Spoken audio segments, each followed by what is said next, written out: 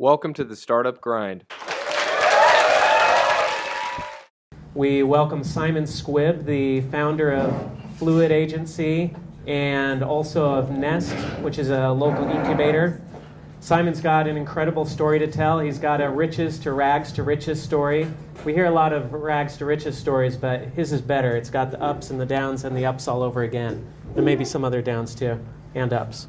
Let's introduce Simon Squibb. So, again, he came here to Hong Kong 17 years ago. We'll get into that story a little bit more, but he came here 17 years ago, started Fluid. Fluid became a very successful digital marketing agency. So successful that Simon just had oodles of money that he wanted to invest in the startup community. So he started up Nest, and he's been throwing cash at startups ever since. If you have a startup, Simon would just love to throw money at it. That's what he does. He just throws money away because he's sleeping on piles of it, and he's swimming in a pool full of money. And so just mob him after this event, and he'll just start pulling money out of his pockets and throwing at you, right? Exactly. All right. So, all right, we're going to get into the interview part here, and we're going to let Simon do a bit of the talking up front here because he has a great story. It's fascinating. I sat down with him, and he told me a little bit about the story from the time he grew up and the family that he was brought up in. So, Simon, tell us a little bit about your upbringing and that story that you told me about where you came from and how did you end up here as an entrepreneur in Hong Kong. Just give us that whole story. It was the best 36 hours of your life, wasn't it, me telling you that story? So it started when I was born and worked its way up from there. But, well, thanks for the introduction. I'm always amazed that so many people will come out in the rain and pay to listen to me talk. So, this is pretty interesting. And I've already promised a few of you that I know if you're disappointed, I'll give you the cash back on the way out. So it's like a test. I know a lot of, Hong Kong's a small community. I know a lot of you guys in the crowd. Some of you have pitched to me, so this is probably your chance to heckle me back. Right? It's a chance to say, that was rubbish, Simon, so feel free to do so. But so my story, the simple version of my story, I arrived in Hong Kong 17 years ago.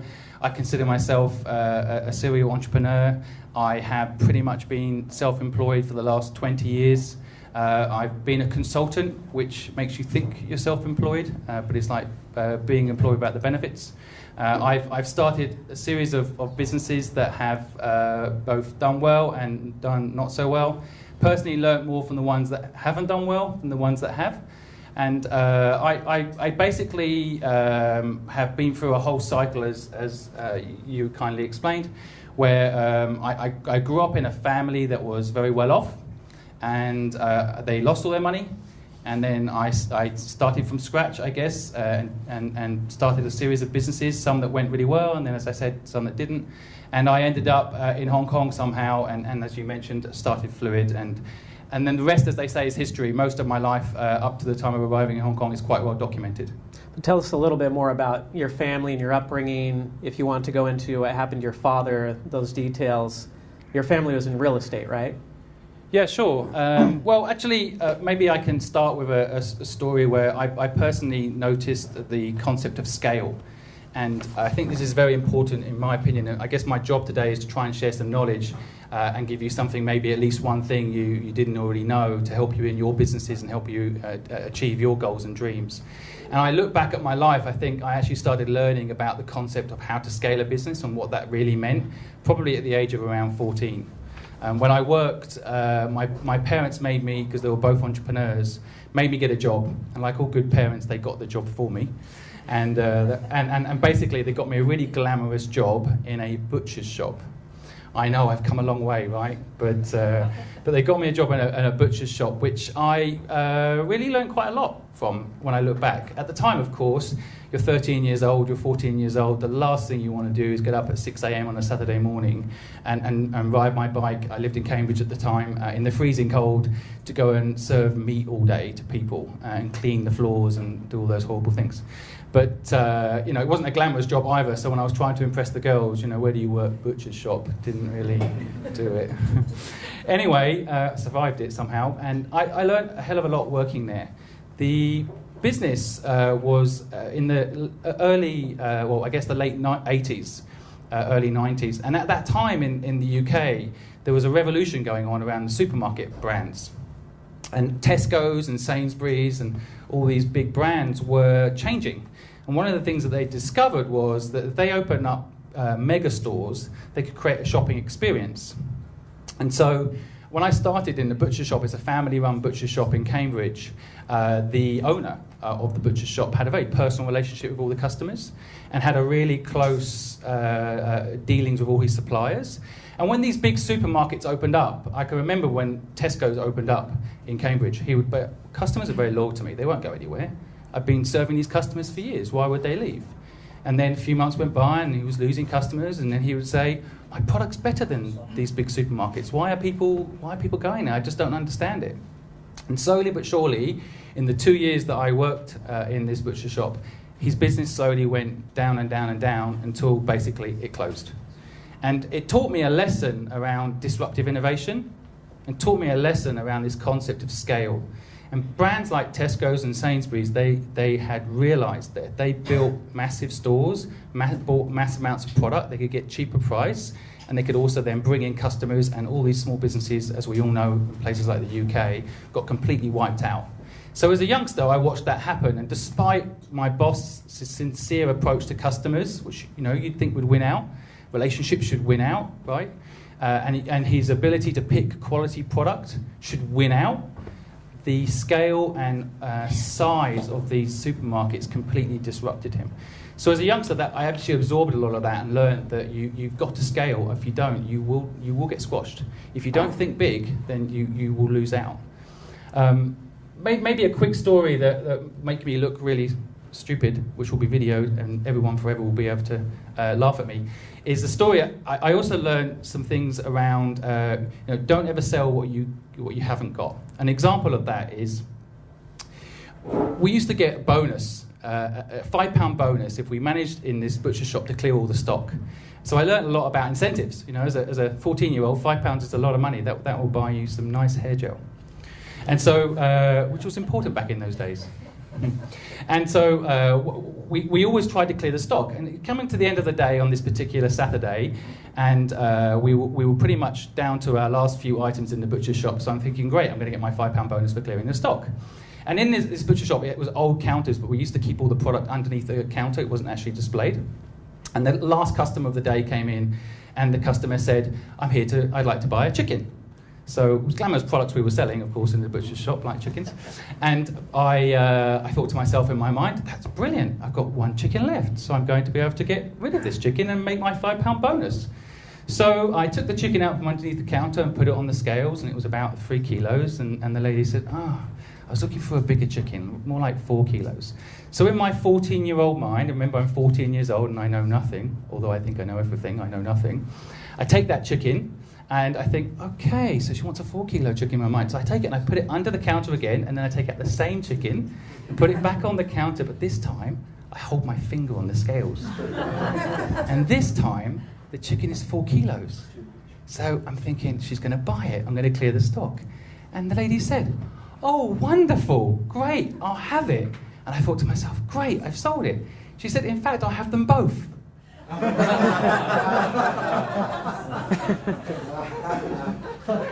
At which point, another lesson I learned, I went back to my boss and said, you won't believe what I just did. I did what you told me to. I sold the stock and this is what happened. Basically, now she wants both, we only got one. And he went, oh, okay, let me cover that for you. Went out and told her the whole story. And for the next 1 year, that customer basically, I don't know if I can swear on camera, took the piss out of me for a year. So, you probably have to bleep that out, right? So, but bottom line is, I did learn a valuable lesson, never sell what you haven't got. I also learned other things, which I won't go into now, but about suppliers, and he really did have a good relationship with suppliers, which for a long time did give him an edge over the bigger supermarkets. So suppliers, I learned actually in business also are very important. Sometimes suppliers, I notice people treat them badly, push them on price. But if you have a good relationship with suppliers, you can do interesting things if you partner with your suppliers and don't just see them as suppliers. So that's a little bit of my background. Well, tell us a little bit more about the family real estate business, though, because this was a formative part of your life in turning you into who you are today. Your family owned a lot of real estate, and then what happened? You guys see these shows when people try to make you cry? You know those shows? This is one of those moments. Well, basically, it is actually 25 years ago, so I've only recently been talking about this. And what I've discovered is a lot of people don't talk about things that have gone wrong in their lives. Maybe they're embarrassed, or they don't think it makes them look good. So people often, for example, I interviewed someone today, and they basically show me their CV, and everything they've done is brilliant. Everything they've been involved in has just worked perfect. So, but it's interesting when you get into the detail of why things failed, or what happened to you to make you who you are. And so just recently I felt comfortable enough maybe sharing a story of my own that's quite personal, that illustrates this point. If you search for me on Google, and we've all done this, so don't pretend you haven't. You all search for yourselves and see what comes up, what people are saying about you, right? So, like, I know if I search right now, this whole room will be tweeting how interesting I am, right?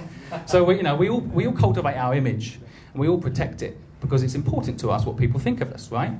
So I've started telling this story about myself, which frankly, a bit like the butcher story I just told you, doesn't necessarily portray me in the best light, but it does give you an indication of who you are and how you learn. So, as you were highlighting, I grew up in Cambridge. I had a wonderful upbringing, actually. Of course, again, as a kid, you don't realise whether your upbringing is good or not. You just live it, and it's only when you get older maybe you reflect on it. And I realised I had a really, really nice upbringing. And my parents were both entrepreneurs, so I actually think that's, I don't think I think you can teach people to be entrepreneurs. That's my personal opinion, because I don't think I was necessarily born an entrepreneur, but maybe listening every day to my parents and the highs and lows of them doing their own businesses, I absorbed that, and I think that's part of the reason why I'm an entrepreneur today. However, when I was about 14, my parents were frankly very well off. And although I didn't quite understand what that really meant at the time, they did this thing that a lot of people did in the 80s. Basically, they bought property. That property doubled in value, so they bought with that upside more property. And then in England, they started to give out, this might be a familiar story from 2008, but they were giving out 99.9% mortgages. So they would borrow money and buy more houses. And then those houses went up in value, and they bought more houses. And I can remember as a 14-year-old also overhearing my parents talk, as parents do, when friends are over for dinner about how well they're doing and how successful they were. And at one point in Cambridge, they had about 200 properties in the area. So, they were successful. In everyone's eyes, they were successful. And then in the late 80s, early 90s, as some of you may know, there was a massive property bubble burst. And interest rates went up. Like they didn't do in 2008, but in that time they did. And my parents basically, long story short, lost everything. So, and as a kid, they tried to protect you from it, of course. That it's not they're highlighting it, but you can tell. Lots of tears, lots of shouting, lots of stress. You can see what happens. Even the fact that you're not going on holidays and all these things happen. So as a kid, you slowly see it, and so. What was really sad about the situation was that I have this thing about sometimes it's good to start from zero, and my knowledge about this comes from this experience, that my parents lost everything. And then my dad couldn't handle the stress and died of a heart attack at 54 years old. I was 15 years old, and as strange as this might seem now, maybe describing it in a raw way like this, is I couldn't go home. It was so sad at home. My mother, of course, crying, and my family all upset. And weirdly, even at school, I just couldn't go to school either. Because my friends, actually, first of all, we'd lost all our money and everyone knew it, so there was some strange difference there. And also, of course, people that didn't care about that, they did have this permanent sympathy for me, and you kind of don't want it. It's a weird experience. For anyone that's lost a parent, you'll probably understand what I mean too. You kind of want to just be happy somehow. So you don't want to be surrounded by the sadness. You just want to be happy. Plus, I'm 15, so hormones, going crazy. So, long story short, I basically moved out of home, and I left school at 15 years old. And I moved into a friend's, believe it or not, garage. Somehow I try later to link this back to Google and them starting in a garage. We're not a $401 billion market cap business, but we came from the same place, a garage. And what was really interesting, it was a really, really sad time, of course, but there was a silver lining to the cloud, was that I almost had my life predicted for me when I was a kid. It's like, I'm living in Cambridge, I'm growing up in Cambridge, I'm going to go to Cambridge, I'm going to be a lawyer, I'm going to be in banking, I'm going to do all these things. It's kind of almost predetermined. Even I think my first car was discussed what I'm probably going to get. So it's really weird, and I can say almost like an incredible relief when at 15 years old you're sitting there and you no longer have any expectations on you. And this concept of starting from zero hit me, that I actually have the ability to fail and it doesn't matter. But when you've built up something, or you've got a reputation, or people are expecting you to go to Cambridge, or expecting you to be a lawyer, you almost follow those expectations. But what was really weird is I did suddenly have the freedom to fail. The other thing that happened to me is I learned this concept of risk and reward. So I'm 15 years old, I have no money. I can't ask my mum for money because one, she doesn't have it, and two, I'm trying to stay away from the grief. So if I don't figure out a way to make money, I'm not going to eat. This teaches you risk and reward. And this is what I did. I was in Cambridge, which is a very affluent part of England. And I was sitting outside feeling sorry for myself, looking at all these gardens around, thinking, these need looking after. And then I went and asked one of the neighbours, what do you pay to get your garden done? And they're like, £200 a month. I'm like, wow, I think I can do that a lot cheaper. And it's like, well, if you can, I'll give you the work. I was like, oh, I think I can. He's like, oh, but you've got all the equipment, right? I'm like, yes. Didn't you say something earlier about not selling what you don't have? Still a few more years. Well, that's different to, faking it till you make it. That might be a little bit different. But when I said yes, I meant I will in a minute have that stuff. So I had no money, but I did say to that guy, okay, yeah, sure, so I'll do your garden for you for £100.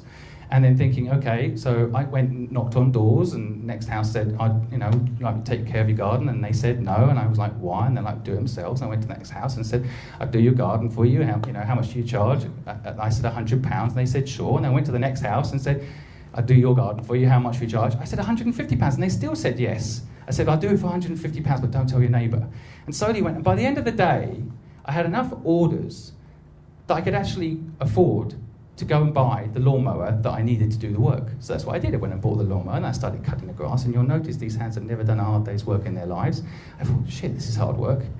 And then I realised this new crowd that I was suddenly hanging out with, that frankly were poor like me, they would work and do that whole thing much cheaper than I would wait to do it for. So I hired them. And in the weekends, they would work for £10 and do it. So each weekend they would cut it, and I would be able to charge £150. I'm like, this is all right, isn't it? I can make £110 and someone else does all the work. So I realised very quickly this risk and reward concept. And then, of course, I wouldn't recommend anyone goes out and builds a gardening business because it's very hard to scale and a difficult business. But you do learn how, if you don't have to have all the equipment up front, the perfect presentation, the perfect pitch, the perfect business card. You don't have to have any of it. You can just build it up by believing in yourself and making it happen and thinking all the time about how you're making it happen. But I very quickly, over the next 7 years, learned how to build businesses. I just kept doing different things. I actually sold a little gardening company for next to nothing, which was probably a mistake looking back. I did another company that didn't work. I did another company that did work, and I got better and better and better by keep trying and keep failing. By 23, something strange happened. I was looking for someone to help one of the companies that I was involved in. And two of the applicants were people that I would have gone to Cambridge with.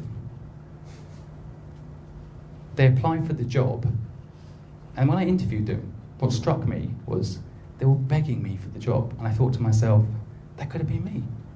I could have been sitting on their side of the fence, coming out of university, looking for a job.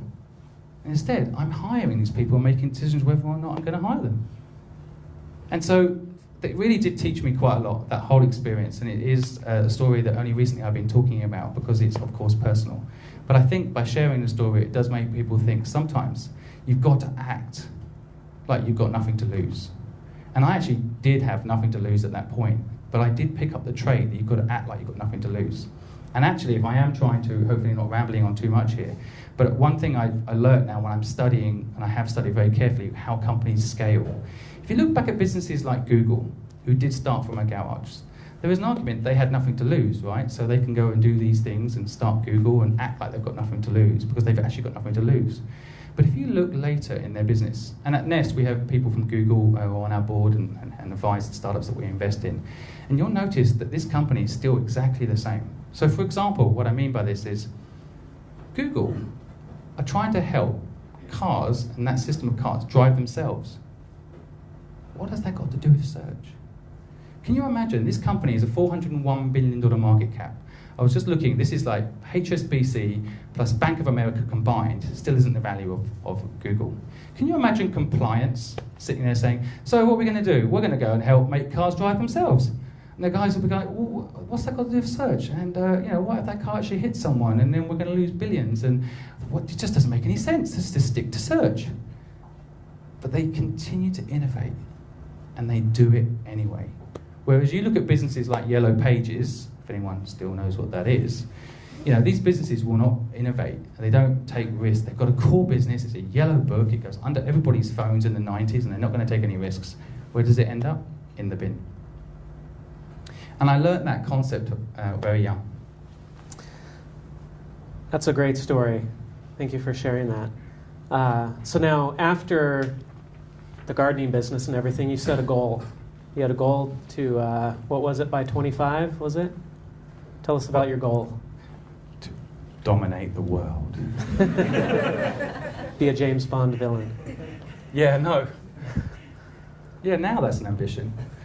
But, no, honestly, I mean, in the early years, I just wanted to be able to pay the bills. One thing I never did, though, is I never looked at money. I never looked and said, how much money have I got? I never really thought about that. What I really always have thought and still do today is, do I enjoy my day-to-day?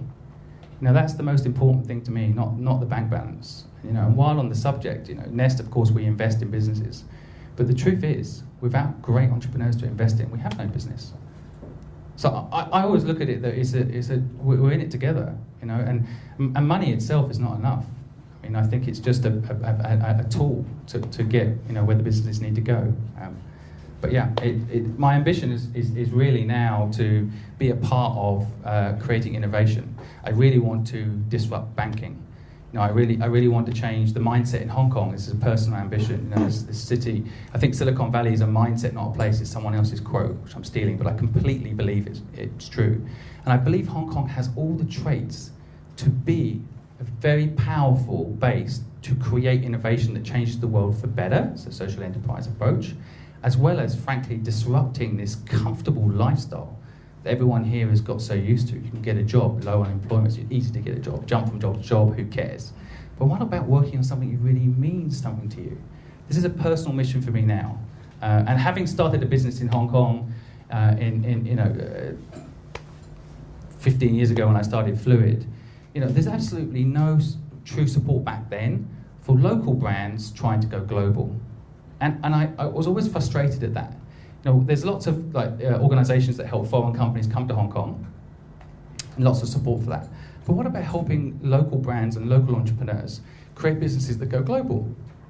In the US, they have this. Starbucks, for example. When now Starbucks is in China, you walk into a Starbucks in China, and it's actually soft-selling brand America and how wonderful America is. And actually, they get a lot of support and subsidy, especially in the early days. But Hong Kong doesn't have this support. And the other thing that over the years, having been in the creative business, is people are like, there's no creative flair here, there's no entrepreneurs in Hong Kong. It's absolutely rubbish. I've met so many entrepreneurs. I noticed when I was running Fluid, people would come to us and they'd say, oh, can you help us with our startup? And in those days, I wasn't active as I am now. I would just say, yeah, we can help you. Here's the price for Fluid services. And they'd be like, oh, it's just no support in Hong Kong. We're going to go to Silicon Valley, or we're going to go to London, or we're going to go to Israel. And so quiet brain drain was happening in Hong Kong, where all these talented people were leaving. And then people would say, it's like chicken before the egg. People would say, well, there's no talent in Hong Kong, there's no startups coming from Hong Kong. So I was frustrated. So I started angel investing more and more in these companies, almost to try and keep the talent in Hong Kong. And now it's a personal mission to make sure that this city fulfills its potential. So you said that you never cared about the money too much, but once you had recovered from the rags part of your story and got rich again, made your millions, so to speak, what were some of the things that surprised you about actually having money once you had it, or being successful? Surprised me. I always thought that I'd go and buy a big fancy sports car and all that sort of stuff, and as soon as I could, I'm like, oh, it's just one more possession. Do you really need it? I really don't care about possessions. I think this is what I've come full circle. I mean, it's good to have goals and ambitions. So, goal to have a house in New York, a house in London, a house in Hong Kong. Sounds good, right? To me, it's just like, if I'm going to go somewhere, I'll just rent or just book in a hotel, and it's simpler. Why do you want to own all these things? So, I mean, I have a watch, right, which I love, but my wife bought it for me. And that's why it means something to me. It's not about the value of these things or what it really means. And that's when I finally realised that I had enough money that I could pretty much buy whatever I wanted. I realised all I really wanted was buy my freedom to do exactly what I want every day. And that's what money did for me. It gave me the freedom to do what I felt was natural, as opposed to going to have to get a job. I'm looking at Sean because he works for me, and he sits every day listening to me saying, "Why are you working for me? Work for yourself," which is really weird, isn't it? Because yeah, a bit of luck. But it's true. Of course, I have employees, but I only employ people that I think have the potential to work for themselves. Because I think in the end, you've got to do what feels right for you, and that's what money gave me the chance to do. That's an interesting point that you brought up, that you hire people that you think have the potential to be entrepreneurs. Do you find those type of people to be good employees, even though you know that they're going to, quote unquote, graduate in a little while? Well, I often use the analogy of the movie The Matrix. Do you guys, it's actually 15 years old today, The Matrix movie. And Keanu Reeves still looks exactly the same. It's weird. It's like Disney must have put himself in deep freeze or something. But in the movie The Matrix, right? Basically, and I hope I don't offend anyone here, because I like people to like me on Facebook and stuff and retweet me. So don't get angry if you're in the Matrix. But a lot of people working for someone are in the Matrix. You don't realise it. It's actually, that's that whole in the movie. They've got the line that splinter in your mind. Something's not quite right, but you're doing the job every day. Right? Working for someone else, unless you're working for someone else and it has meaning to you, which does happen. Most people that I meet in Hong Kong that are lawyers or working in banking, or generally they're doing it because they're earning a lot, but if you ask them truthfully, are you fulfilled? They'll tell you no. And it's just like in the movie The Matrix. I try to explain it like, escape the Matrix. Reid Hoffman once said, starting a startup is like jumping off a cliff and building a plane on the way down. Jesus is exciting but scary at the same time. So, living in the Matrix is comfortable, but actually if you can break out and when you first break out and you go start your own thing, for example, it is so scary. Just like in the movie, like, wow, this is crazy, food doesn't taste the same, why is it, I can't sleep, I've never used this arm before, all these things that he says. And you realise, if you can stay out of the Matrix for 1 year, where you're not addicted to the system, the big difference, you're in control of your own destiny. And when you work for someone else, even if you're working for me, you're generally not. Generally, you're working towards someone else's dreams and desires. So if you don't power up something for yourself, or work with like-minded people to power up something that you believe in, I believe often you end up living in the Matrix, and the Matrix needs you. So I've seen people pitch to me, and there's a few of you in the room here, that pitch to me a brilliant idea that you're passionate about, but you're scared to leave your job. I think Startup Grind's mission is to sometimes inspire people to leave their job and start something for yourself. The Matrix, just as you're about to quit, will run a program called Pay You More. Or it will run a program like, Big Fire needs you, please don't leave me right now. And it will keep trying to keep you in the system, because without you, the top 1% in the world know they need the 99% batteries to power up their life. So they may never tell you this, but you need to break free, because you're living in a matrix if you're not doing something that means something to you. This video should go viral, shouldn't it? Please help me do that. Let's talk a little bit about the Hong Kong scene. You've been here for a while. What have you seen in terms of evolution of the startup scene here over the past 17 years that you've been here? I came here a year ago. Everybody tells me it was so different just 2 or 3 years ago.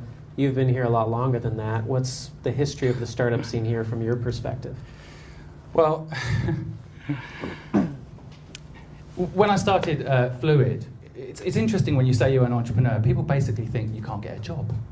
It's like, oh, but you're not in banking, or you're not in property, or you started a what? What does the company do? You're an entrepreneur, it's almost like, and I have to remind people, Li Ka-shing was an entrepreneur. And the people, no, he was in property. I'm like, no. He sold plastic flowers and then made money from that and bought property, right? So I think sometimes in Hong Kong people have forgotten what an entrepreneur is and where it comes from. And so I think when looking at how Hong Kong has changed, I do feel, particularly in the last 2 years, since the banking crisis and the aftermath, that people are waking up from the matrix, and people are realizing that just making money is not enough. And people are making decisions to do things that mean something to them. And so I started Nest 3.5 years ago when, frankly, startup world was not cool. It was not cool. Even my own wife will probably watch this video and kill me for saying it. It was kind of like, why don't we put our money into property? Why are we going to put it into startups? Are you sure? But she now fully supports me. Thank you, Helen.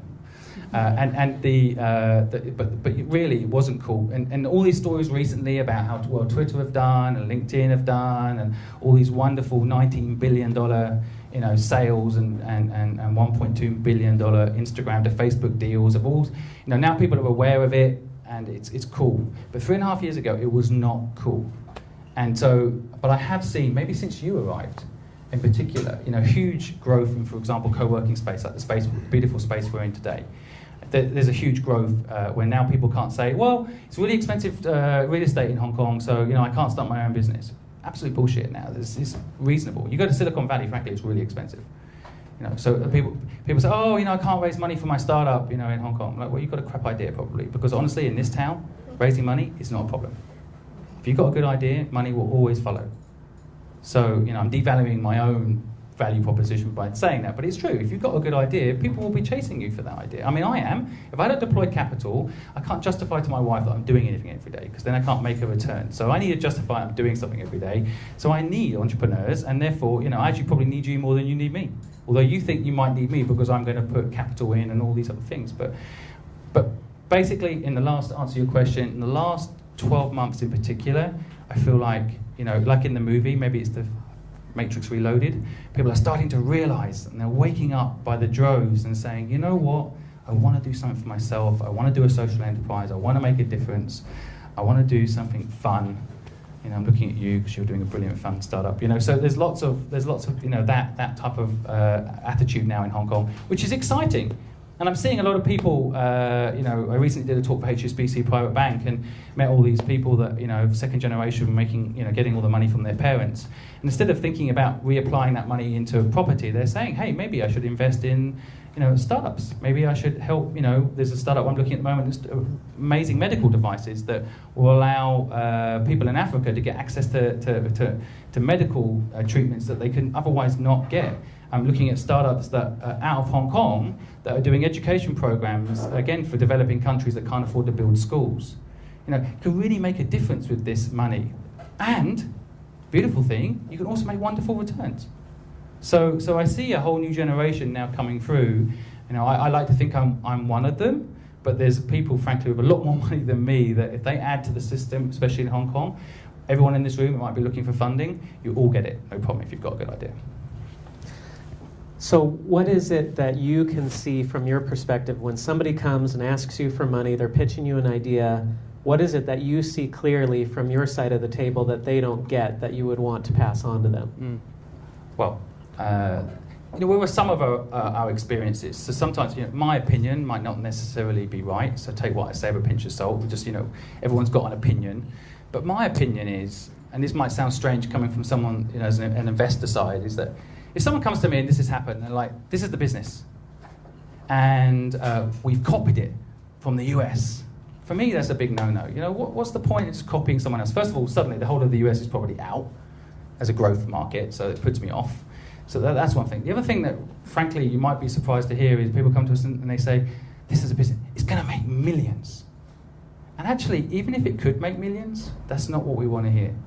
As an investor, what I want to hear is, here's an idea, I'm really passionate about it. I will make it happen. And money always follows passion. But if you're just thinking about how much money you're going to make from the startup, in my experience, it often doesn't work out. Especially when people say, and again, as an investor, we are always looking, of course, for an exit because we need to get our money back so we can reapply it to the system. But actually, we don't want the entrepreneurs to think that way. We want the entrepreneur to be doing something they're passionate about and follow it all the way through to the end. For their own sake. A lot of people pitch to us thinking it's what we want to hear. And I always say to the entrepreneur, pitch what you really believe. So don't include in your pitch the exit necessarily. We'll ask about that because we're interested in that, but that shouldn't be your focus. And you think about the examples of successful startups like Facebook, and I know probably this one's overused, but Mark Zuckerberg's offered $1 billion by Yahoo to sell the company. I mean, he's $1 billion? Take it, right? Insane. The reason Facebook is worth $180 billion market cap is because he said no to that, because he wanted to change the world, and now he wants to connect the world. And so that will keep driving value. And I think that's very important in startup. You've got to do something you believe in, pitch it not for exit, although there's no problem having that in there as an option, but pitch it because you believe in it and you enjoy it, and you're going to enjoy it even if you don't manage to sell it. And by the way, Mark Zuckerberg in the news today made $3.3 billion over the past year on his stock options. Right. So, yeah, he's not in pain, is he? no. Although I did meet someone, just a side point, because I don't think it's talked about much, I did meet someone who I respect quite a lot recently, who said, I never would buy Facebook stock. I was like, why? What, don't you think the business is a strong business, or why? It's like, Mark Zuckerberg stole someone else's idea, and no one seems to care about it. But that's morally wrong. It's an interesting view, and I've actually been involved where people have stolen ideas and seen it happen firsthand. There's something wrong about that, karma. I don't think you should go work for someone or promise to do code for someone. Of course, that's maybe the movie's dramatized, but the actual fact that he did steal their general idea is true. Should he be rewarded for that and make $3 billion? Probably not. Now, I think that's why he's now doing good. He's trying to connect the world. I do believe he's trying to do some good, and maybe he's trying to pay back his karma. But that stuff never leaves you. You can die with no money in the bank with a good reputation, in my opinion, is better than dying with billions in the bank and you screwed everyone. Despite what people believe about treading on people to get ahead, don't believe it. It's not true. Tell us about the best pitch you've ever seen firsthand. Whoa. Or one of the best. Well, there's a few in this room. What did they do right? In fact, it's passion. The people I'm thinking of just looked at you guys. You know who you are now. The passion in the pitch. Again, I remember my team, we were quite critical of both the people I'm looking at now. But passion, belief, and energy. And that is so much more than even stats and numbers and facts. So I think for me, it's again, goes back to that point. It's like I personally can see, I love what I do. So when I'm talking about it, I probably rambled on a bit here today, for example, because I'm so passionate about this space and I love it so much. I'm looking for that in the entrepreneurs, and you can't fake it. What about worst pitches? What are some of the mistakes people make when they're pitching? Well, it's again, without wanting to repeat myself and people stop watching this wonderful video we're creating, but I think the mistake people make is they end up making it about the money. I think the worst pitches I've seen are really this kind of, I'm going to copy someone else, but I'm just going to do it better. And I really personally hate those sorts of pitches. And I do think you've got to live by certain moral codes. I've seen people's trickiness, and I think they think it's clever, and they're the worst. So I've seen people, I'm stealing this database from this company I'm working at now, and this is what I'm going to do, and I'm just like, really? This is the way you're going to build your life on the back of that sort of strategy? So they're the worst. What do you think Hong Kong is particularly well suited for in terms of startups? What kind of startups should be able to do really well here? It's a good question, actually. You should give it to me in advance. I could probably really think it through. But I think Hong Kong has a real strength in quite a few areas. First of all, things like cryptocurrency, Bitcoin. Hong Kong's financial position in the world, frankly being disconnected from America, but powerful, strong, and global. I think they have a real opportunity to perhaps even own that space. Of course, whether the regulatory elements can catch up with the opportunity of that, I don't know, but I do see a lot of opportunity. I see a lot of people, a lot of the pitches that we're getting at the moment are around Bitcoin and exchanges and stuff like that. I think Hong Kong also has a massive advantage around elements like 3D printing. Again, recently looking at a company that is actually linked to a factory in China, and their general strategy is to produce 3 million 3D printers and ship them direct to consumers, and then basically sell their product direct in people's homes. They print it direct. It's a big, ambitious plan that might take a few years to come off. But that concept, Hong Kong's perfect for this because it's in the middle of the logistical hub, so it can be the, you know, almost like the connector between China and the West, as it always has done. But it can also power up, both financially and infrastructure-wise, such a transaction and such a concept. I personally have invested in crowdfunding. I believe this is a really interesting space. I do think it needs to evolve from the word crowdfunding into something else, and we're actually having a brainstorming session today about, you know, it needs to be called something else. But the crowdfunding space is really interesting. I mean, generally crowdfunding is about hello, welcome. Is about, do you get half your money back maybe because you came late? Yeah, I'm sure it is. But I do see crowdfunding as an interesting space for Hong Kong. Again, it's got cash, not debt here, and people's ability to, you know, take risks.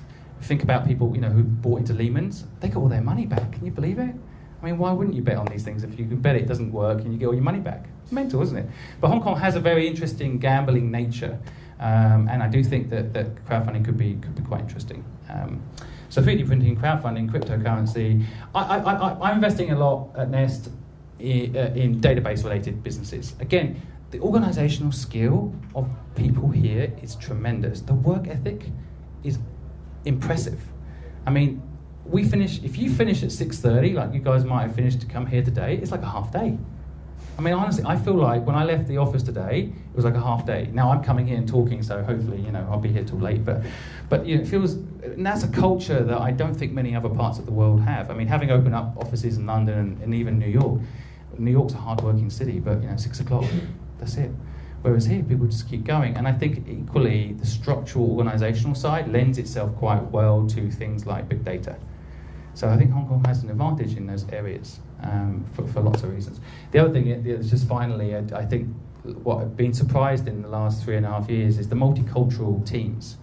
So, you know, having been involved in investing businesses in the US, often they're US teams thinking about the US market. Having been involved in investing in business in China, it's often China teams thinking China market. The businesses that we're investing in here, they're multicultural from day one. They're thinking global from day one. There is no domestic market, really. So that means you have to think global from day one. And often the teams in these startups are international mindset, global. That's, again, Hong Kong's advantage. You don't get that in many parts of the world, even Singapore. I was just there, and they were all like, Singapore's better than Hong Kong, right? I'm like, no. Simply. Go into that a little bit more, because a lot of people do like to compare Singapore and Hong Kong to say what's better. Why did I open up this conversation? Yeah, well, why would you choose Hong Kong over Singapore? If you were starting a business today, Just I assume you cool, would doesn't charge it? Hong Kong. Singapore. No, seriously, I'm friends with everyone in Singapore, and, you know, who knows, we might open up an office there, so I've got to be nice. Actually, an interesting comparison, the way I view Singapore versus Hong Kong, just to answer it in a slightly diplomatic way, but I kind of think Hong Kong is like the iOS system, and Hong Kong is like the Android. You know, I look at the two systems, you know, like iOS is organized, and Singapore is so structured, and everything goes in the system is curated and beautifully managed, but it's a bit frustrating. Whereas Android is completely wild, we can do anything we want, you know, it's a little bit out there. Is it going to beat Android? iOS, I don't know. But that's how I view the two systems. And, you know, I also look, when we started Nest, actually before I started, I took some time out and I went on a research trip to Silicon Valley and a research trip to London. Should I keep doing it? And a research trip to Singapore. It's interesting as you go to these different places, because of course, naturally, frankly, initially, I'm thinking Silicon Valley. It's a beautiful part of the world to live. Who would want to live there? You know, great. You know, and startups, everyone loves it, and everyone's doing a startup, so you don't have to make the market like we've had to do in Hong Kong. But when you actually look at it, each market, frankly, has a big weakness. And as I'm picking on Singapore, when I looked at the startups there and looked at the businesses there, the government, because they're so actively involved, actually created an artificial market. And the problem with an artificial market is when you look at the startups, a lot of the time they'll say stuff like this: we've got enough money from the government to last 2 years. I'd be like, okay, but is the product popular? Can it be, is it going to work? Oh, don't know yet. I'm like, well, can you take all the money you've got for the next 2 years and put it into the next 3 months and find out? Oh no, we have to take money over time. So I'm like, okay. And they're like, yeah, and the government wants us to make profit. I'm like, right. Well, a lot of these startups, you think about Instagram, which is now a $1.5 billion company, still doesn't make profit. Twitter doesn't make profit. How can that be a mandate? But they know how to fill out the forms and get the money from the government, and then they have a matching scheme which keeps them all alive. But I don't feel it has any depth to it. Having said that, there are some companies coming out of it that have some depth, and there are some opportunities there. But I think it's a little bit artificial. And what I love about Hong Kong, and people will complain about this, is because the government almost does nothing. It's actually a better way. Build the infrastructure to support entrepreneurs here. We don't need the government's money. We don't. This city does not need government intervention into startups. And if you look at an example that's had a really tough time and an unfair time, is places like Cyberport. But people just look at it and go, oh, we're paying for some guy to play basketball down at the Cyberport, taxpayers' money. It's like, it's really, it's not the place for governments. Government should not be involved in startup world. If you've got a good idea, you can make it work on your own. And if you can't make it work on your own, we all know someone has got the money to invest in it. You just need to convince them, right? So, and if it's a good business, you will. And so that's my take on it. And I actually am lobbying at the moment, believe it or not, for the government not to spend money on startups, because I don't want it to be a repeat of issues around things like Cyberport and give startups a bad name where taxpayers are like, why are we paying for those people to sit around for 2 years having a good time? Because they can't get a job. And we don't want that. We want good ideas to thrive, and bad ideas to die, and die quickly. Thank you so much, Simon. We're going to open it up to the crowd now for some Q&A. So if anybody has questions, raise your hand. I'll call on you. I'll repeat the question so that we get it on the mic and everything. So, right here. Yeah, so you spoke about the benefits of having good relationships with your suppliers. Have you any specific examples of where that benefited you? So the question is, how?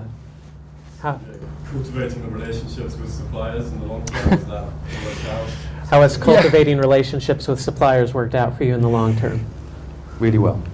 No, okay, I'll try to give a long answer because I'm sure that's what I'm supposed to do. Careful. Well, I mean, in the early days of the agency business that I built, we actually won a big project for Credit Suisse, which is the AIC event, which is probably one of the biggest profit events that we did. And the supplier that we picked to do that project, frankly, underpriced it.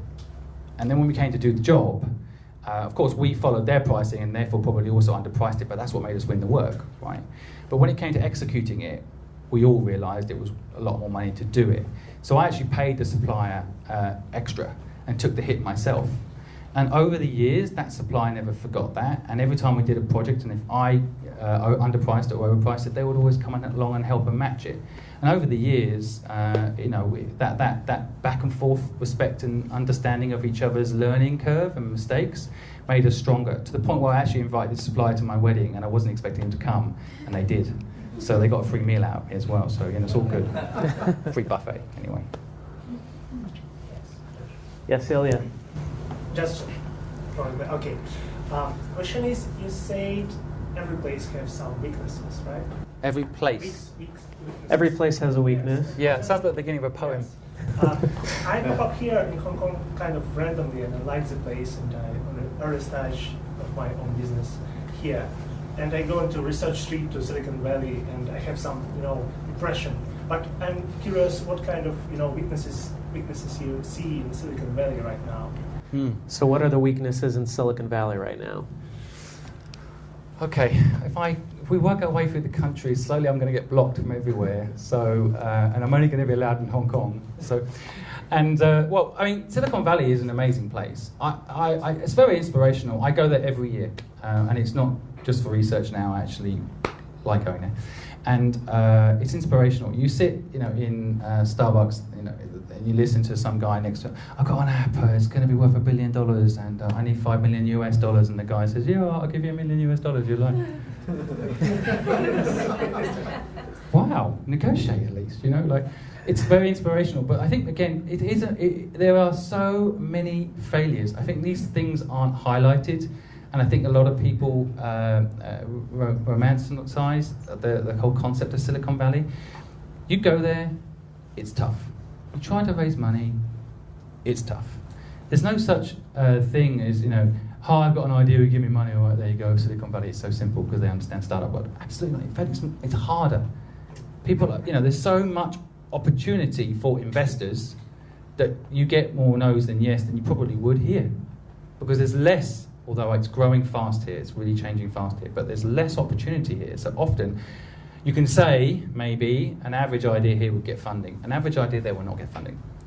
And the other thing I discovered for myself, a personal learning about Silicon Valley, was that I went in there thinking, I know Asia, and I'll get in all the deals. I'm nobody there. I know you're surprised. I can see it on your face. But there I'm nobody. Here, I'm almost somebody. And here, at least, people do come to me and offer me deals. I'm there. Unless I'm Ashton Kutcher or Andreessen Horowitz, you're not going to see the good deals. You just won't.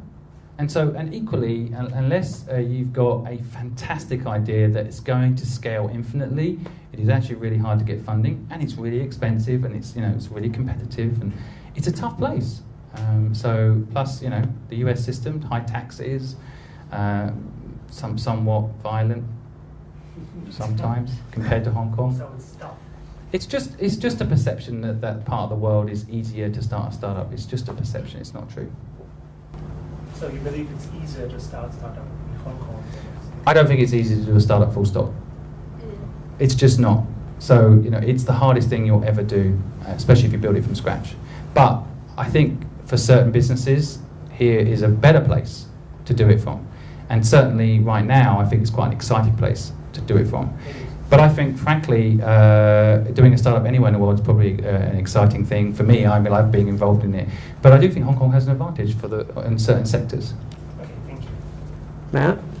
Can you tell me, how do startups, from yourself, how do you value time in that whole process of idea to actually execution?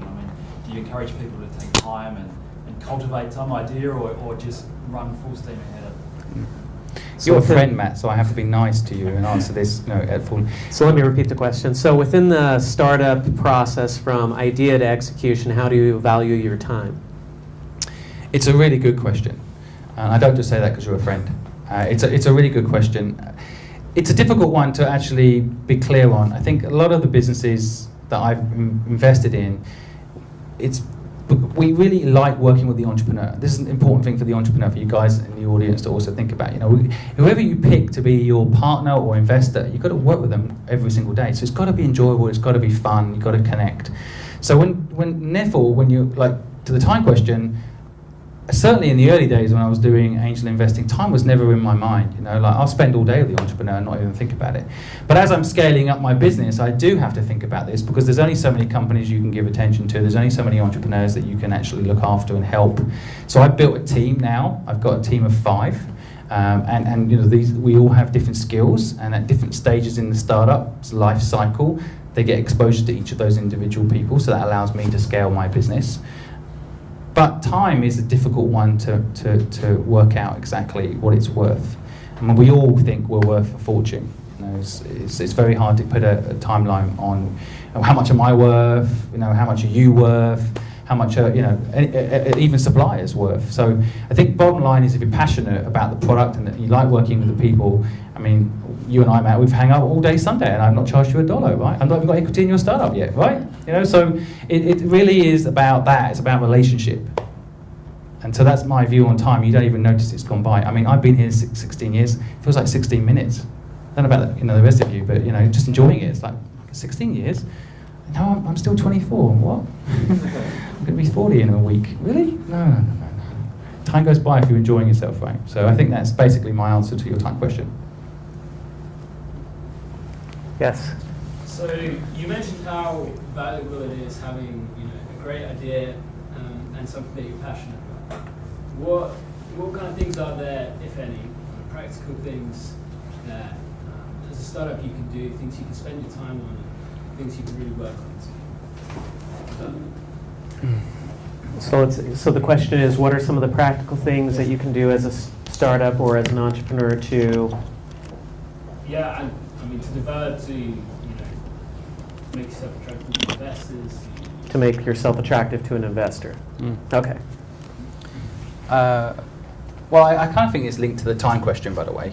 I mean, your time is valuable. I've actually spoken to you too, so I know a little bit about your background. I think you've got to make sure your idea is a good idea. And so everyone thinks their idea is good, but validate it. So most of you know I'm a big fan of the lean startup movement.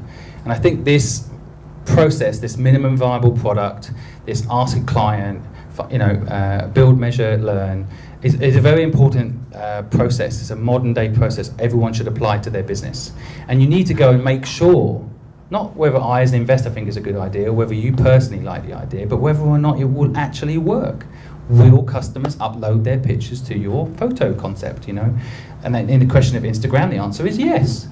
And then you can scale it, right? So I feel like, that's a very important thing. You've got to, I mean, if I look at even myself, if I could go back to my 15-year-old self now, and I'm sure one day someone will invent a time machine, maybe it could come from Hong Kong.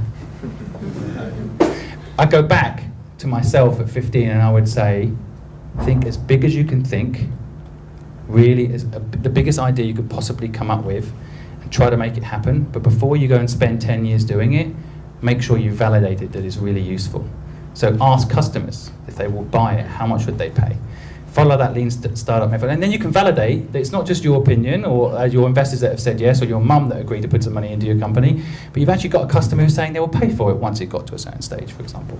So validation would be probably the biggest piece of advice I could give you around how to spend your time. Yes, in the back.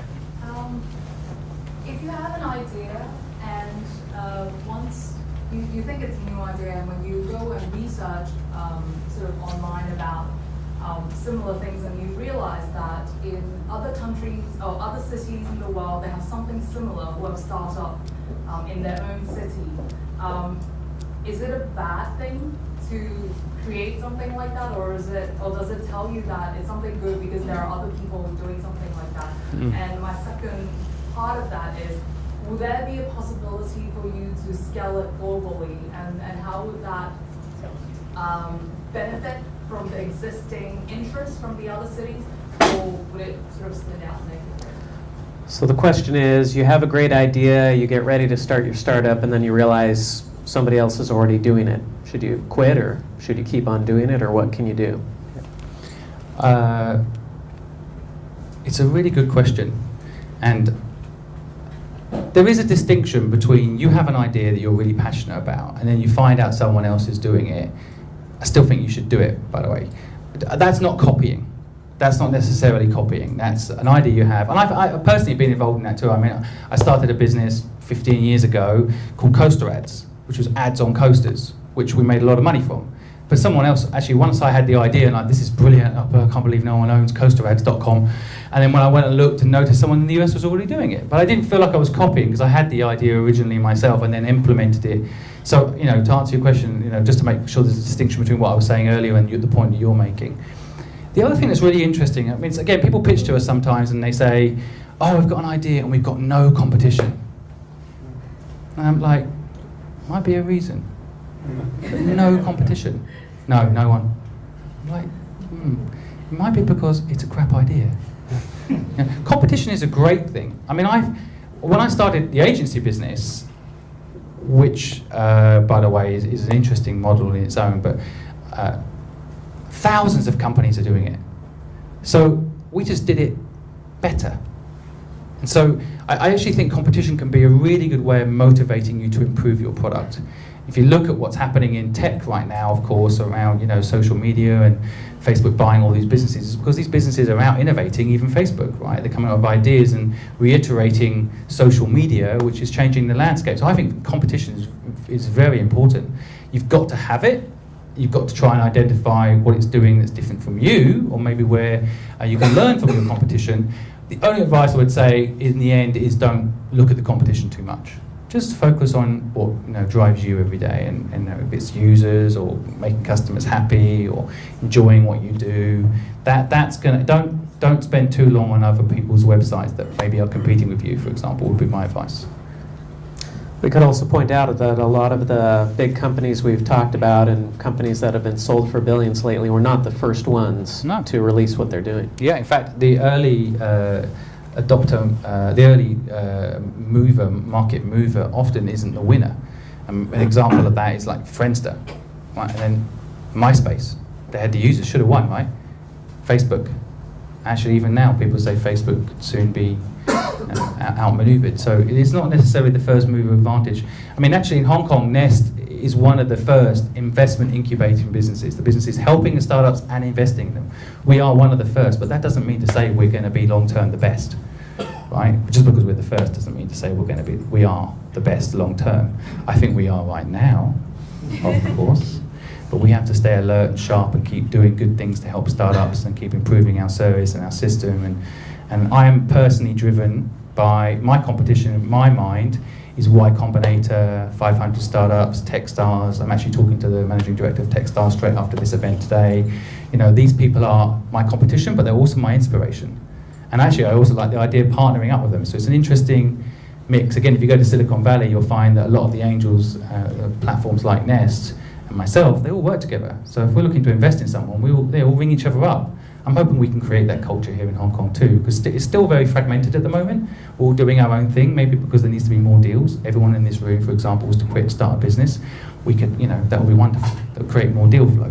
And that means that all the entrepreneurs who are investing in startups can join together and support you. And I'd like to see that happen. So, sorry if I rambled a bit, but I wanted, competition is a great thing. It inspires me. Competition like Y Combinator, I see people here say, oh, I'm going to go to the Y Combinator program in the US. I'm like, no, stay in Hong Kong. But we lose them to these guys because they do a great job. Crowdfunding. I agree with you that they're very potential.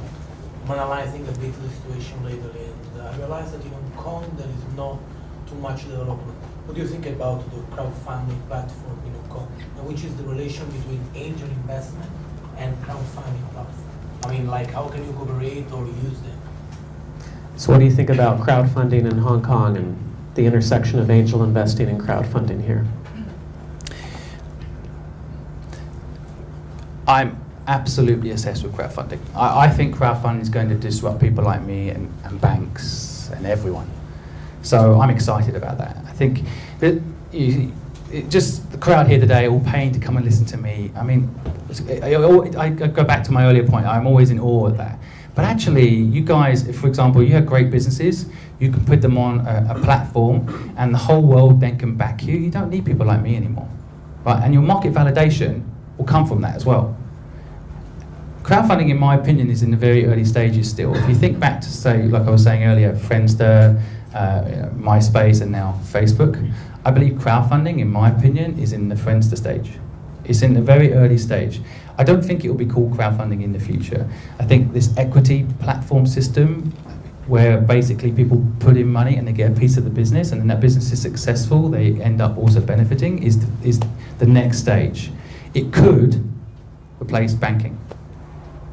Anyone that started a small business, and I've started many in Hong Kong, getting a loan from a bank is almost impossible. What they call onboarding, opening up an account, also a nightmare. I mean, just getting a bank account with a credit card for one of the startups we've just done, none of the people involved in the startup that we're backing has any credit problem, can't get a credit card. So we, Nest, put the money in the bank, so they've got the 100,000 Hong Kong dollar on reserve amount for the credit card they need to pay for their URL and pay for their hosting, still no. I'm actually discussing this right now with HSBC on name and shame. This is just not right. How can that be? So they've completely lost the thread about, what is a startup? Some people don't know the difference between a startup and SME, by the way. And actually this whole crowdfunding thing can solve it all. Because as we've seen with Kickstarter, people can put a product up and validate with the market buying it and get the money they need to then start their business and build the product. And I think startups are going to have the same opportunity. So we've actually invested in a business called Investable.vc, which will be live very soon. And this business is going to try and help, but there are some serious problems with it. One of the issues is, of course, regulation. So there is no distinction between, say, for example, equity in a startup and, say, stock market trading. So there's a real problem. In the US, they are addressing it. Obama actually is one of the first people to really take advantage of crowdfunding, and not a lot of people realize. He raised money from lots of people instead of from corporates, which is the normal way that potential presidents raise money. They go to oil companies and the lobbies, and they get money so that and later he promises to help them when he's in power. But Obama actually crowdfunded it. He was one of the first people to do it. So he actually understands it. So in the US, they pushed through something called the Jobs Act, and they're trying to make crowdfunding available to small businesses. But the paranoid in the world look at it, and it's probably a fair paranoia, and say, well, there could be a lot of scam artists. People, put fake companies up there, people's hard-earned money, they put it in there, and then they lose all their money, which is fair. But then you highlight Lehman's did just that. Banks were selling their shares. So it can happen on all levels anyway. So I think, like Mark Zuckerberg says, you've got to move fast and break things. I think crowdfunding, you've got to break it. I think he's got to push through. Like, I get rambling, but Uber, for example, if you guys all know this, Uber is disrupting the taxi business. Actually, on paper, it's illegal. But taxis are all licensed and they pay. Suddenly, you've got strangers getting in cars, and it's not insured for that. Airbnb, illegal. Billion-dollar company we all know about. It's illegal. Now, I think they have a travel license to sell travel-related products. But when I'm renting out my couch in my living room, I don't have insurance for that person to stay there. And I'm making income, which I'm probably not declaring. It's illegal. So now they're coming into this. What's interesting about the way the US operates is that because it's a democracy, the people power behind it makes it very hard to shut down Uber or shut down Airbnb. There'd be riots. These products help people. They allow people to get what they need because the existing infrastructure is flawed. And I think we need more of that. So to me, banking is broken. The fix, crowdfunding. Who wants to take a risk and make it work? I'm personally going to take a risk, but I've got a lot to lose. Back to that, nothing to lose mentality at Google, right? Got to be very careful that you follow the law on it and you don't break the law and you do things right. But banking needs disrupting.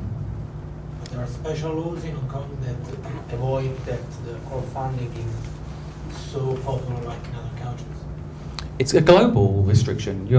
That's what stock markets do. Stock markets sell shares, right? So you're basically saying through crowdfunding potentially that you're going to replace the stock market. And it's heavily regulated, right? So it's just like if I just suddenly decided to be a taxi driver in Hong Kong and stuck a taxi thing on top of my car and started offering you to drive you around. I'm not going to pay any license fees. I'm not going to follow the rules. And that's it. I'm not going to get the right insurance. But hey, I can make money. And that's the problem with crowdfunding. It's got that image at the moment potentially of being that, right? So, but if legitimate people get behind it, good quality startups are on the system, which is what we're going to try and do with the crowdfunding business that we've invested in, then I think it's a legitimate way of helping startups scale. But everywhere in the world there's restrictions around it. Every single country that has a stock market is looking at this right now and are fearful of the potential consequences of individuals investing in companies that are scams, for example. So they have legitimate concerns, but bottom line, banking is broken, we all know that. So this could fix it. And actually it could also stop VCs and people with the money being so powerful. In a way, the big brands like Sequoia and Dole Capital, these guys have all the money, so they almost dictate the system. But actually, these days, people can dictate. And startups have an opportunity, I think. So I'm going to get disrupted that's why I'm investing. I'm just investing in something that's going to disrupt me. I think it's really quite exciting, but it's going to take time. Can you talk about the quality and the depth of tech talent here in Hong Kong? I just moved here from San Francisco and tried to get involved in the startup community. And a lot of people are telling me that there's a shortage of really top quality engineers and developers. I'm curious to get any comments. All right, so talk about the shortage of developers and tech guys here in Hong Kong and gals. Yeah, I hear this a lot. I think it's an excuse. You go to San Francisco, you try to find a CTO. So hard. Google are paying $5 million a year. What startup can afford that? So you have to be creative, you have to be inventive. So for some of our businesses, we've imported people from other parts of the US, from poor parts of the UK, people that want an experience. You have to be creative. And I think Hong Kong, again, actually has a massive advantage in this space. I mean, having personally built a creative agency where we need hundreds of web developers, China and India has a huge amount of talent right on our doorstep. So this concept of high rents in Hong Kong, it's not going to work, bullshit. Same for tech talent. Yes, it's not easy. Yes, you need to be creative. Yes, you need to have a good idea so you can raise enough money to probably pay someone well. Who can get talent in any space? Marketing, branding, business development, any of it, if you're not going to pay people properly. And Hong Kong's no different. It's a high-end city. But there are people that want to live here. People do want an experience and willing to come here. Banks have proven that, right? They're hiring this talent all the time and bringing them here. So I think, in answer to your question, tech talent generally, globally, is a shortage. And it's because it can't actually be taught. I think it's something you can instinctively do. And so it's hard to find. And I know that from building a creative agency, finding creative people. It's not that Hong Kong's short on that. It's that perhaps Microsoft will suck them up. That's why, back to the point I was saying earlier about Hong Kong's very good at bringing foreign brands into Hong Kong. And then those foreign brands then suck up all the talent, which leaves the short for perhaps startups. But it's changing in Hong Kong because people are waking up from the Matrix. I convinced you all of the Matrix. You're going to go watch the Matrix tonight, right? It's such an awesome movie, despite Keanu Reeves' bad acting. You haven't said anything about mentorship and whether there was anyone not read as much about you as some of the others might have. But what is the necessity of a mentor, and what sort of impact will they have in your life? You haven't read enough about me, right? What you paid to come and listen to me, but you have read nothing about me. Wow, thanks. Worth the money, I hope. Okay. Okay, so mentorship. Talk about mentors and the importance of a mentor. Well, I have two streams of thought on this. First off, I think mentors are very useful. I believe that they, again, like I was saying earlier, everyone has their own belief system. But if you can match the right mentor to the right entrepreneur, it can be very useful to have someone to bounce ideas off. The other stream of thought I have on it is that sometimes mentors, again, will have their own belief system. It doesn't make them right. They might, for example, have built a business that worked, but frankly, they could have been lucky. So, I think you've got to pick the right mentor, and you've got to pick one that can maybe add value to what you're trying to do. I think mentors, just like the dating game, in my opinion, you've really got to get it right. And the wrong mentor can also be a nightmare. And I do believe, this is said a lot in Silicon Valley, and sorry I'm stealing this line, but I believe it's true, that it's not a mentorship relationship. It is a two-way thing. I mean, personally, having mentored both startups and people like Sean and other people in the audience that I'm working with, I also look at it, they teach me something. So it's a two-way thing. And so, mentoring is definitely it can be a two-way thing. If you get the right mentor, that's the way they will think. If they're just going to tell you exactly how to do it, it's not a good situation. So you've got to be careful with mentors, but I think it's very useful. At Nest, we have a good array of people that we pull in to help, and some of them have had really successful businesses, but some of them have actually not had successful businesses, and they can share that experience, can be more valuable. A mentor that's failed, right? Weird, but it's really useful. They can teach you, where you might be going wrong based on what they did wrong. Okay, we'll take two more questions. Okay, well, I'm really interested in a part of your biography that has not been talked about. As I understand, you did a comic or something of that sort, and it's something I've been trying to find out about, and I haven't been able to find about. So now that I have you sitting here, so I would like to ask you, could you develop a little bit on that? You were a stand-up comic, what? Yes, in the past. No. So yeah, I invested in a comic book business, which I don't know how far back you want me to go. Once upon a time in a land far away, I invested in something I knew nothing about. And basically, the long story short is, it wasn't a stand-up comic thing that I did. It was a book that I invested in. The basic pitch of the idea was that the future comic book movies will be about Asian mythology. So if you look at like the other idea was things like Superman. What if he landed in China? What would that look like? You know, Batman out of India. You know, I think it's actually one that dresses up as Batman and climbs over buildings. But you know, what would that story look like? You know, because a lot of what we see as popular art is dictated somewhat by America, and they've done a great job in producing quality product that, you know, the 15 to 25-year-olds buy into and creates culture of an American kind. So the original pitch, the original idea was, well, you know, what if we create original comic book product of, say, DC and Marvel Comics standards, you know, based on China and Indian stories. So you had Greek mythology with movies like 300, which were a big success. So what about having a story coming out of China or coming out of India? And so we invested in the initial product, which was called Devashard, which is basically around a story called the Mahabharata, for anyone that knows it. It's 7 times the size of the Bible. It was written with a tusk of a god written it, basically about gods living on Earth 7,000 years ago, along with humans, and having babies. And these half-human, half-god babies are superheroes. And what was really interesting to me was, first of all, I knew nothing about comic books, so I was like, wow, fascinating. And I never actually could afford comic books. By the time I couldn't afford them at 15, like I was telling you all earlier. So I was really interested in that, you know, that genre. And then I just loved the idea of like having seen, you know, the rich culture of Asia, having lived out here, how a lot of the stories, the exciting, fun stories, are told in a very childish way.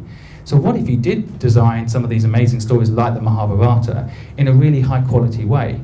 And so I spent $1 million investing in this business I knew nothing about and almost lost my shirt. It was a big risk. And frankly, this is a good story. And if you look at all the Airbnbs and all these businesses, you know, they're all 5 minutes away from going bankrupt before they just somehow make it. And they make it by just holding on with their claws right until the end, right? This is exactly what happened to me with the Devashard product. So we designed this product, and we basically, this is a Mahabharata story, and we started talking, you know, to the market about it, and people were like, oh, so, you know, this is really beautiful. And it's a beautiful product, which I could give you a copy if you want. And it's, you know, amazing, really well done product. And then we went and talked to people about it, you know, would you like to invest in it or buy it along with us? And they were like, oh, it's really expensive to make this. This is a really expensive production to do, you know, this sort of high quality story 7,000 years ago when God lived on the earth. Well, that sounds like a lot of costumes and really expensive backgrounds. And can't you make it modern day? And he's sitting in a living room smoking. Like, you know, so basically, long story short, we went to something called Comic-Con in San Francisco. It was literally, I was like, I'm going to spend 100,000 Hong Kong dollars more, and then that's it. We're going to stop this because it's insane. And we went to San Francisco, and we went to the Comic-Con, we took a booth, and literally, you know, our budget was so tight, we all were staying in the same room. It was a really low budget. Harvey Weinstein's agent, I don't know if anyone knows Harvey Weinstein, walked by and went, that's really nice. So tell me about that. And we went, oh, we've got a lot of people interested. See my training in the gardening aid, you know, the chicken.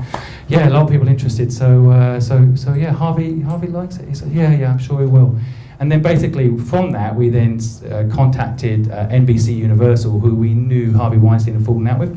And we're like, you know, Harvey Weinstein's interested in our product. They're like, really? Send it to us. So long story short, we managed at the very last minute to get an option deal with NBC Universal, and I managed to get my money back, which allows me to sit here today investing in startups. And we managed to get the option with those guys, and the product sits with NBC Universal. I learned a whole lot about legal contracts of when people take options and make movies, but it was a fantastic experience, and I wouldn't recommend it to anyone though. Okay, one more question, final question, yes. Yeah, here. So you have been entrepreneur yourself, and now you're investing in others' business. Would you find which way would be more enjoyable for you? What's more enjoyable, being an entrepreneur or being an investor? I'm both. I actually think that's one of my USPs. A lot of people that are doing what I'm doing come from the finance world, which is great. But having been there, is like, you know, holding on to the end, like I said, you know, I'm an entrepreneur, so I can really relate to the entrepreneurs, and I still see myself as an entrepreneur. I don't even see myself as having the money side of it. It's just like I know how to help these entrepreneurs. I've actually found that's much more valuable than the money. So I still see myself as an entrepreneur. And actually when I'm pitching Nest, I always say we're an entrepreneurial scouting system. So we're like sports agents. We're looking for entrepreneurs. And you have to be one to spot one. You can't come from finance and spot an entrepreneur. You can come from finance and spot a good spreadsheet. Having said that, people in my company and people I'm working with are finance, because it's personally a weakness of mine. You need both. But the entrepreneur bit only comes from experience. And so I see myself still as an entrepreneur. Having said all that, it's much easier saying yes or no to people than begging people to invest in you. So, I feel lucky to be sitting at the side of the fence. But I've done both. I've sat with the entrepreneurs that we've invested in and I've helped them pitch. I personally also pitched my businesses over and over and over and over again. And so, although it was tough and hard, when you win, when you succeed, it's nothing like it. Frankly, I love what I do, but just saying yes to invest in someone else's idea, it's almost like, I wish I could do it myself, If you've come from that space and you see someone scaling the business, you're like, whoa, that's a brilliant idea. I wish I'd had the idea. And so it's a funny mix, and that's why personally I do spend time also helping the entrepreneurs raise money or be involved in pitching the businesses and I don't forget where I've come from. I still really value that experience even though it's tough, and I think everything good in life only comes from struggle. So I personally enjoy being both sides of the table, but I do feel very lucky to be doing what I love every day and being able to support entrepreneurs. So I feel very lucky for that. All right. Thank you everybody for coming. Let's give a hand to Simon Squibb.